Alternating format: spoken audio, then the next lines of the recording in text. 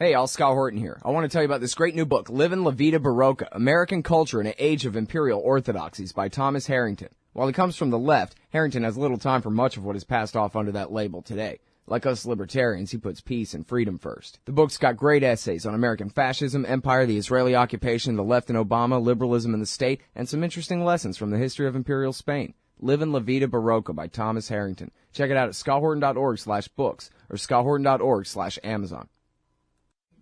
All right, you guys, welcome back to the show. I'm Scott Horton. This is my show, The Scott Horton Show. Our next guest on the show is Michael Klare, writing again at Tom Dispatch. And wait, let me fast forward to the end of the article so I get his bio right here. He is Professor of Peace and World Security Studies. What a great name of a title of a professorship. Professor of Peace and World Security Studies at Hampshire College, and the author most recently of The Race for What's Left. And you can find him all the time at Tom Dispatch. Welcome back to the show, Michael. How are you doing?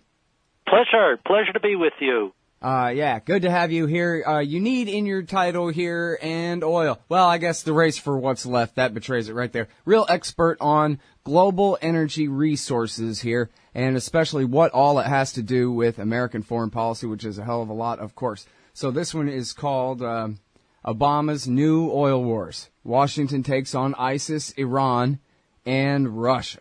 So, well, actually, I like the way you start this article by going back to 1973 and talking about the oil weapon. Remind us about that for a minute.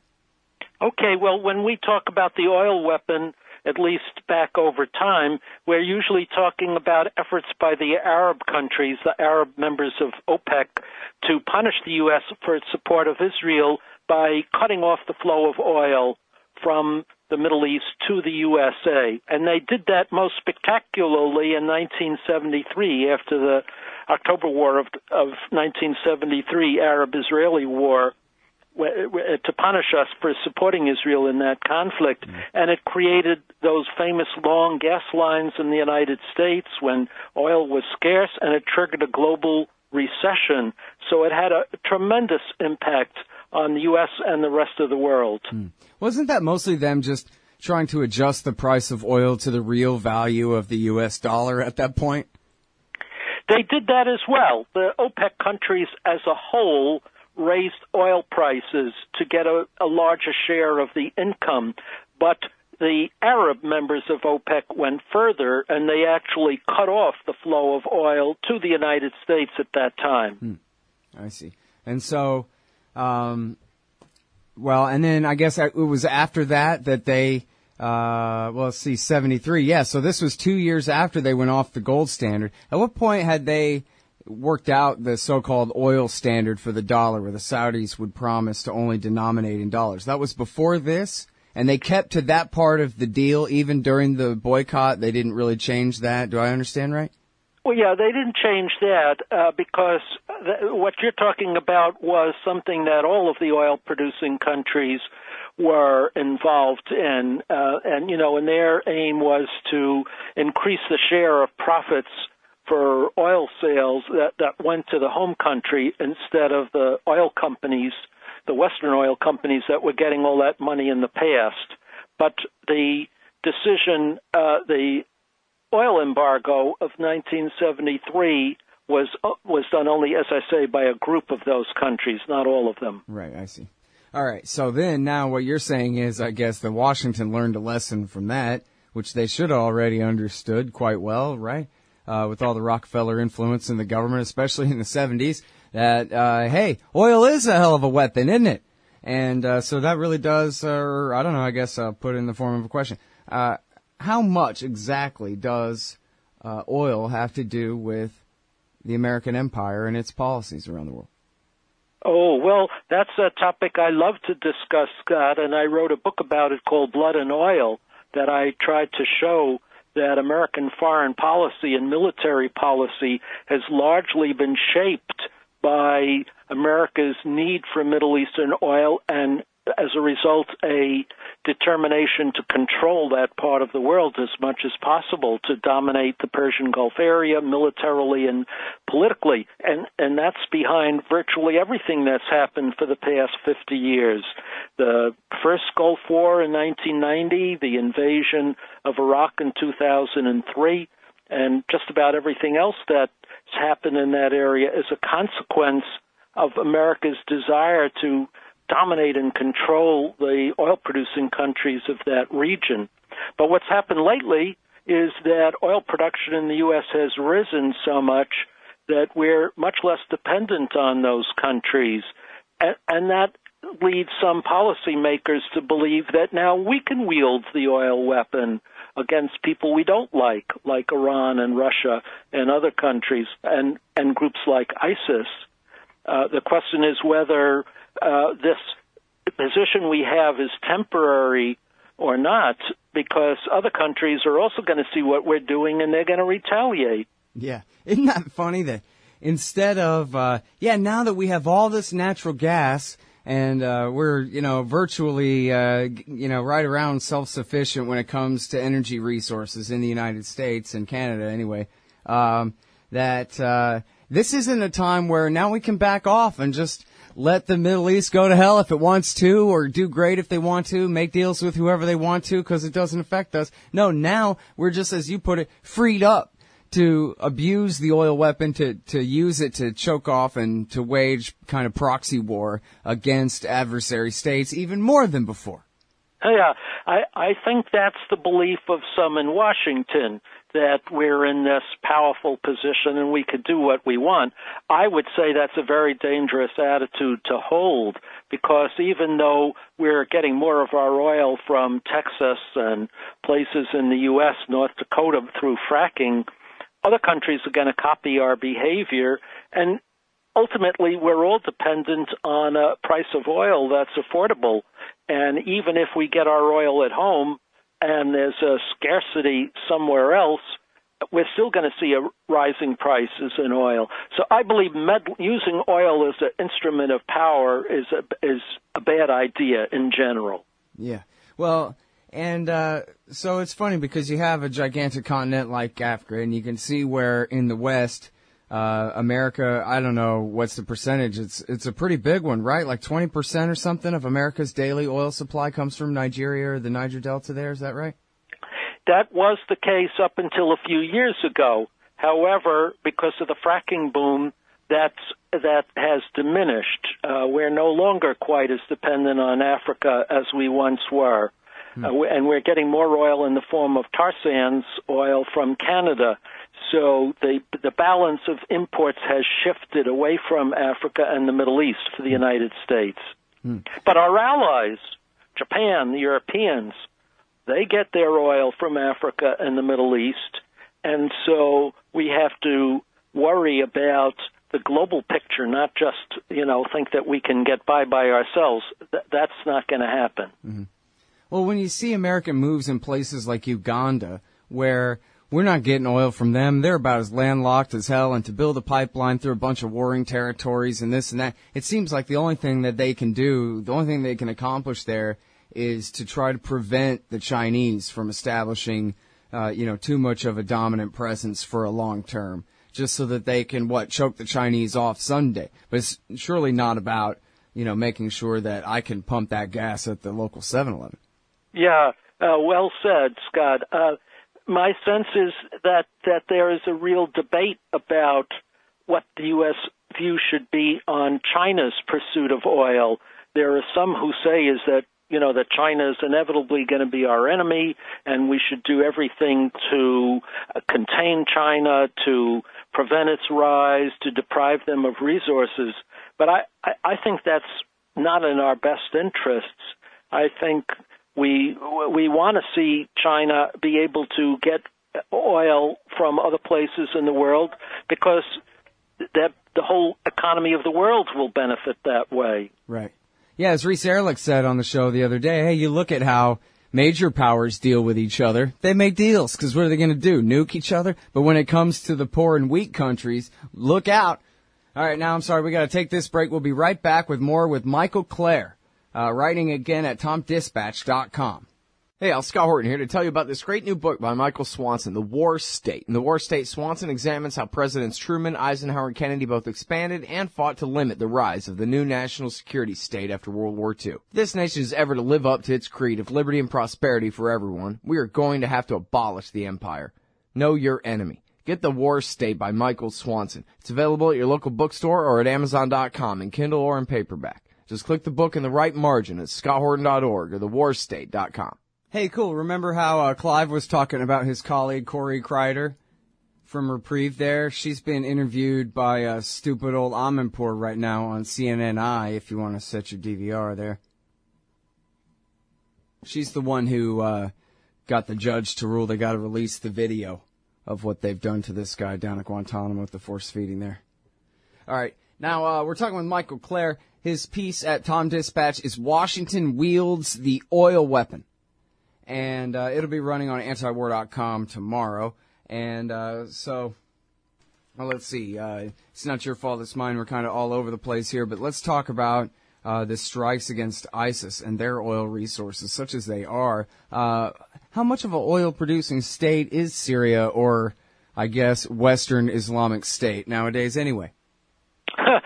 Well, Syria was never among the major oil producers, but it produced enough to have some exports, and those exports were at one time one of the primary sources of income for the current regime, the existing Syrian government, Bashar al-Assad.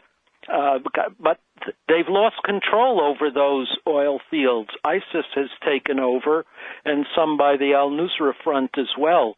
And so they're reaping the benefits of oil production in Syria. Now, it's not a huge amount. I calculated it as about 1/1000th of world oil consumption, what ISIS is able to produce in its captured oil fields.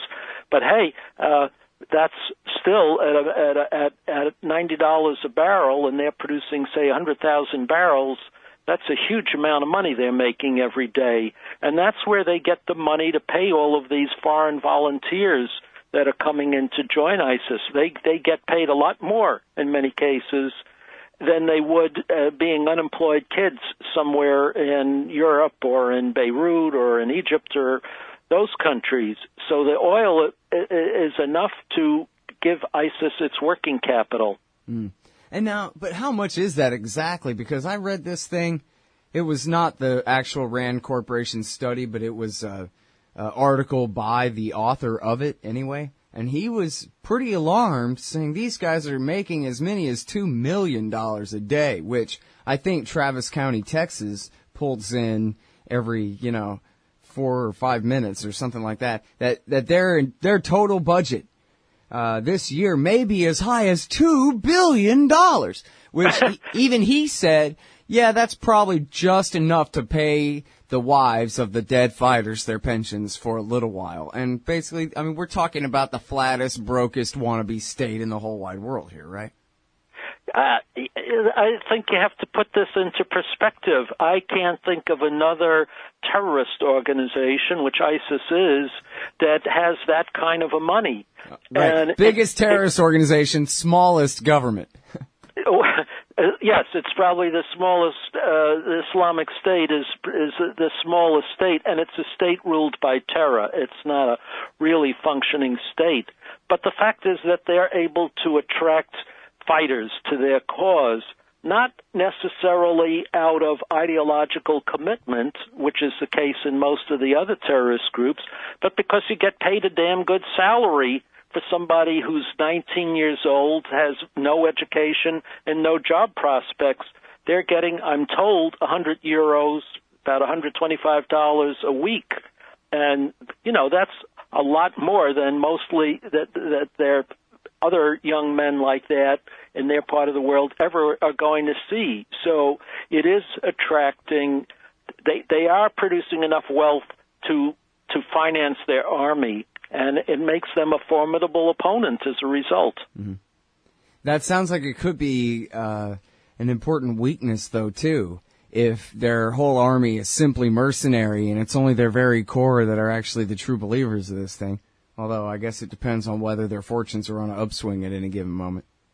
Yes, I think that's the right way to look at it. I think that while their fortunes appear to be on the upswing, they're going to attract people and they're going to be able to pay them, and this is looking like a good thing, a promising thing. I believe that this will not last for very long because their methods are so demonic, so horrific, that they're alienating people who are within the state. I mean, not only are they making enemies on the periphery in all directions, but they claim to be a state, but a functioning state that survives for any length of time has to have the support of the people to a certain point, or at least their cooperation, even if they're unhappy. But if you're terrorizing the population, they're going to rebel against ISIS, and I think its days are numbered over the next coming years. Sure, yeah, absolutely. I know you know well that back in 2006 and 7, and certainly many things have changed since then. But back then, when they first renamed Al-Qaeda in Iraq the Islamic State of Iraq, everybody laughed at them, and especially the local Sunni tribal leaders and religious authorities and so forth, who said, yeah, right, you guys are a bunch of Libyans and Syrians and Saudis come to help us, and you're welcome to help us. In fact, maybe not so much now, but you sure as hell aren't the bosses of us. You know, we are the tribes of Iraq. You are not the Islamic State of Iraq, they said. And so there's no reason to think they're going to do much better this time. I mean, they're in a better position this time, obviously, power-wise. But I agree with you that, that's why I'm recommending, hey, everybody, listen to what he said.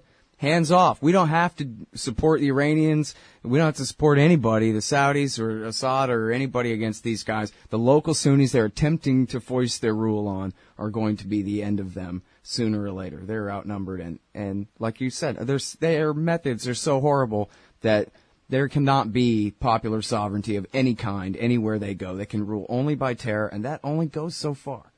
Unless you have a German Reich to use against people, which they don't. Yeah. Well, I think you said it better than I could. That reflects my sense of where things are going. Already some of the Sunni tribes are turning against them, even though in Iraq, even though those tribes were very bitterly opposed to the al-Maliki regime in Iraq, the Shiite-dominated al-Maliki regime. But now there's been a change in Baghdad, a greater effort to reach across to the Sunnis, and I think under those circumstances there'll be increasing revolt against ISIS in the territory it claims to control. All right, now we're almost out of time. What about you? Could you stay one more segment, or do you need to run? I need to run, Scott. Oh, that's unfortunate. I have to teach. Well, Yep. Okay, well, good for your students. I guess we'll have to get back to the discussion about Iran and Russia later, because there's a lot of very important stuff there, too. So, but thanks very much for your time again on the show and for writing this great article. Good to talk to you. Great. Bye-bye. Bye. That's Michael T. Klare, everybody. He is at TomDispatch.com. Washington wields the oil weapon. And he's a professor of peace and world security studies at Hampshire College and the author most recently of The Race for What's Left. And, he also has a book called Blood and Oil. And, I really think you guys will appreciate this article. It'll run tomorrow at antiwar.com. And so now the music starts. I cut him off a little bit early, didn't I? Oh, John Kerry's Mideast peace talks have gone nowhere. Hey, Scott Horton here for the Council for the National Interest at councilforthenationalinterest.org. U.S. military and financial support for Israel's permanent occupations of the West Bank and Gaza Strip is immoral, and it threatens national security by helping generate terrorist attacks against our country. And face it, it's bad for Israel, too. Without our unlimited support, they would have much more incentive to reach a lasting peace with their neighbors. It's past time for us to make our government stop making matters worse. Help support CNI at councilforthenationalinterest.org. Hey, Scott here for Liberty.me, the brand new social network and community-based publishing platform for the liberty-minded. Liberty.me combines the best of social media technology all in one place and features nightly classes, guides, events, publishing, and so much more. Sign up now and you get the first 30 days free. And if you click through the link in the right margin at scotthorton.org or use the promo code SCOTT when you sign up, you'll save $5 per month for life. That's more than a third off the regular price. And hey, once you sign up, add me as a friend on there at scotthorton.liberty.me. Be free. Liberty.me. Hey, Scott Horton here. Are you a libertarian and or peacenik? Live in North America? If you want, you could hire me to come and give a speech to your group. I'm good on the terror war and intervention, civil liberty stuff, blaming Woodrow Wilson for everything bad in the world, Iran, central banking, political realignment, and, well, everything. I can teach markets to liberals and peace to the right. Just watch me. Check out scotthorton.org/speeches for some examples and email me, scott@scotthorton.org for more information. See you there. Hey, y'all, Scott Horton here for The Future of Freedom, the monthly journal of the Future of Freedom Foundation. Edited by libertarian purist Sheldon Richman, The Future of Freedom brings you the best of our movement, featuring articles by Richman, Jacob Hornberger, James Bovard, and many more. The Future of Freedom stands for peace and liberty, and against our criminal world empire and Leviathan state. Subscribe today. It's just $25 per year for the back pocket size print edition, $15 per year to read it online. That's The Future of Freedom at fff.org/subscribe. Peace and freedom. Thank you.